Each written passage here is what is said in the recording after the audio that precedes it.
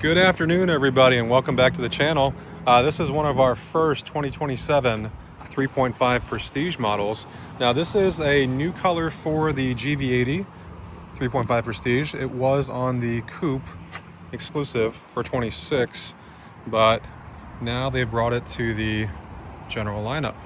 Not too many changes on the 27s, but this is gorgeous. I like it in this body style. Interior on this one is the Glacier White interior. One of the bigger things on this though is this button right here.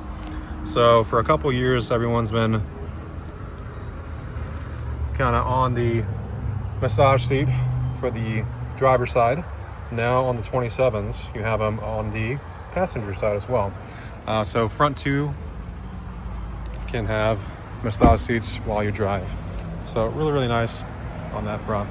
The other option here on the back end for the 27, a good way to spot them, is they're debadged down here in the corner. So usually there'll be like a 3.5 all-wheel drive down here. From the factory, no more badging on the back. So very clean look to the vehicle and everything. And these have third rows to boot and everything. So, and again, biggest thing to note, new color, and then dual massage seats. Here's the one on the driver's side right there.